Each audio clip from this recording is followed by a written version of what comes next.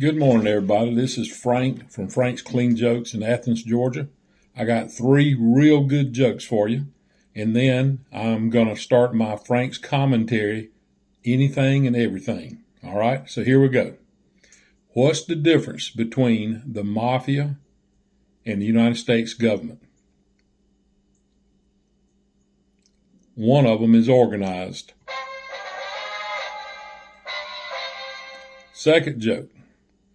A 3-legged dog walks into the bar, and the bartender says, "What do you want?" He says, "I'm in here looking for the man who shot my paw."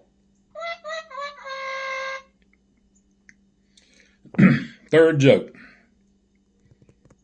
When I was young, we were so poor that my parents had me and my 2 brothers convinced that when you heard the music of the ice cream truck, that meant they were out of ice cream.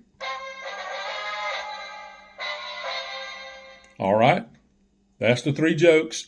Now something new, Frank's commentary, anything and everything. So I urge you to listen to it a few times and see if you like it, okay? All right, here we go with the first thing. It was wonderful being young and playing ball. We played outside all the time, softball or baseball or pick up basketball, and you'd hear the ice cream truck, and you'd throw your glove and bat and ball down, basketball, whatever, and run to the truck.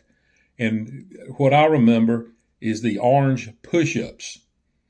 Okay, so I don't know if it was orange sherbet or regular orange ice cream, but the orange push-up was one of the things I loved. And you had ice cream sandwiches and Nutty Buddies.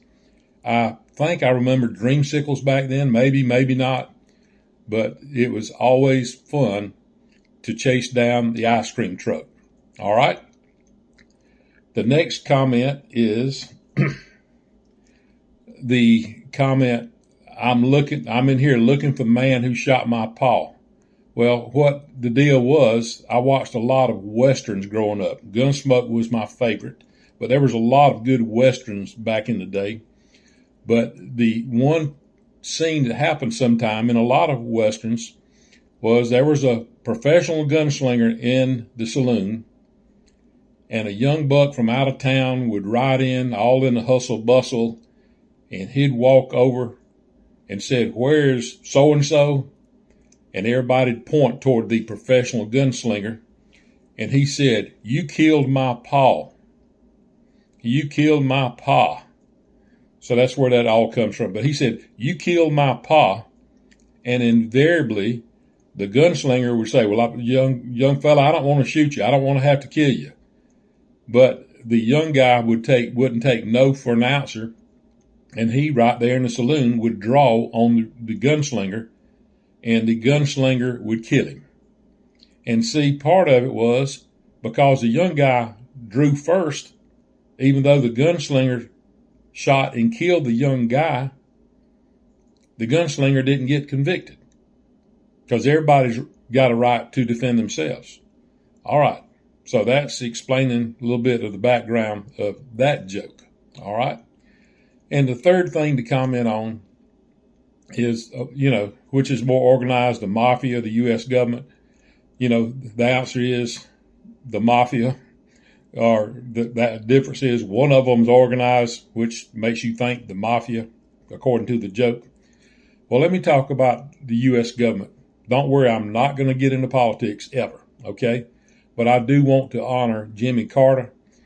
Y'all, in 1971 or 75, he was the governor of Georgia, and I live in Athens, Georgia. And then he was the 39th president from 1977 to 1981. And I grew up in Gordon, Georgia, Wilkeson County. If you put a dot geographically in the middle of the state of Georgia, it is in Wilkeson County. Okay, that is a fact. All right. I attended and grew up going to the red brick, hellfire and brimstone church of First Baptist Church of Gordon, Georgia. Okay.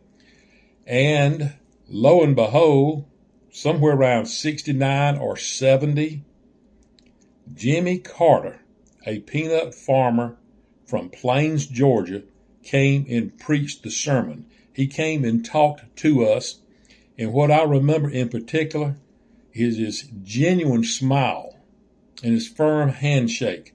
You talking about a legitimate, genuine person, a good person.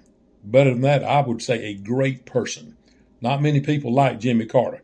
So we don't care whether he was Democrat, Republican, Independent. You talking about an unbelievable person.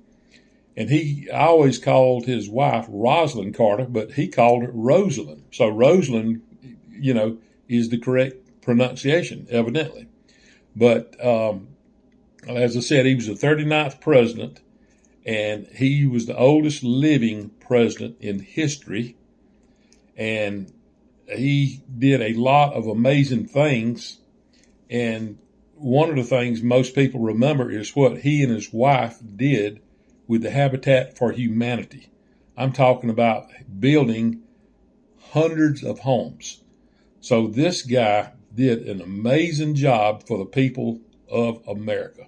So I only met him one time, but he was as legitimate and as genuine as any person I've ever met.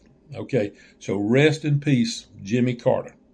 All right, so whenever I do this little bit, anything and everything, I'll comment on the three jokes, maybe on some double meanings of words on the punchline or the background on it, and then whatever it jars my mind to say about the topic of the joke, I will, but I will do it in an unbiased manner as far as anything political or religious. You already know I believe in God, because I end my talk sometime with God bless, and I learned that from my favorite comedian, Red Skelton, who on stage by himself with nobody, no props, no nothing, could make you laugh and laugh and laugh and laugh. All right. So I hope this will go over well because it's from the heart and it's something I enjoy doing. I will always do the jokes first. Okay. So if you just want to listen to the jokes, fine. But then I'm going to comment on stuff. And if you will listen to anything and everything, you will learn some stuff because some of it I'm going to research before I get on here. All right. So God bless, as Red Skelton would say. Everybody take care, and y'all have a good day.